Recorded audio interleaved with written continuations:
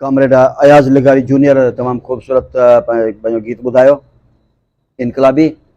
हाणे असां वरी तख़लीक़ जी तरफ़ वञूं था ऐं असां वटि असांजो सीनियर साथी सीनियर लेखक नसर नवीस तारीख़ नवीज़ मुहक़क़ शाइर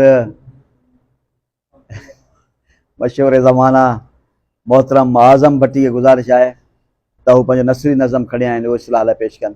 मोहतरम आज़म भट्टी। मूंखे चङी तरह यादि आहे त असांजी पहिरीं मुलाक़ात कीअं किथे ऐं कॾहिं थी हुई। उन बाद मुलाक़ातुनि जो न खुटंदड़ सिलसिलो ऐं अनेक यादूं ज़िंदगी जो सूंहों बणियल रहियूं। पर हाणे जॾहिं जवानी जो सिज लही पीरीअ जा पाछा लताड़े रहियो आहे त हुन जूं मुलाक़ातूं अना जी रुञ में रुलंदड़ बखालत जे बघड़ जियां महसूसु थियण लॻियूं आहिनि। हक़ीक़तनि खां भॼी ख्वाबनि जी दुनिया हुन जे मिज़ाज जा समूरा रंग उॾाए चुकी आहे। पोइ बि अनाउनि जे मुफ़ले ते वेही मफ़ादनि जी तस्बीह सोरण में मगन आहे। हाणे फ़क़ति पंहिंजे लाइ जीअण चाहे थो पर ख़ासि जीअण जो ढंग बि विसरी चुको आहे। हू सम्झे थो त आऊं ई वॾो मोमिन आहियां, जेको कुझु आऊं चवां ऐं करियां सो ई सही ऐं सच आहे। अलाए छो हुन जी हर किरत ते एब नॉर्मल जो लेबल लॻल महसूसु थिए थो। अलाए छो संदसि हर किरत ते एब नॉर्मल जो लेबल लॻल महसूसु थिए थो।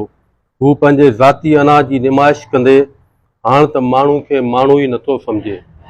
संदसि बखालत खां साणसि वाॻियल को बि फ़र्द बची न आहे सघियो। फ़क़ति हिकु फ़र्द आहे जेको खेसि बिना कंहिं ख़ौफ़ जे चई थो ॾिए त मोमिन कॾहिं बि बखील नथो थी सघे। जेको बखील आहे सो मोमिन नथो बणिजी सघे। उहा ॻाल्हि संदसि चहिरे जा रंग बदिलाए छॾे थी। हू सैप बर्दाश्त बजाए इस्लाह खे तानो सम्झी लिकी वञी घर जी कुंड में मुसलो विछाए वेही रहे थो। ज़ाती अना जो उहो विछायल मुसलो कंहिं बि जितमाही भलाई जा किरणा जरकाए नाहे सघियो।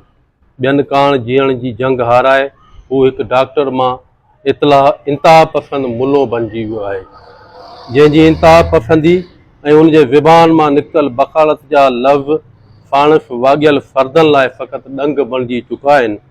कंहिंखे उहे ॾंग भटूअ जा था बासिजनि, कंहिंखे वरी नांग जा ॾंग था बासिजनि। संदसि हल्के जो हर फ़र्द उहे ॾंग सहंदो पियो अचे ऐं हू रेड़ियूं पाईंदो हर भेरे पंहिंजे आस्थाने जे ॿिर में हलियो थो वञे।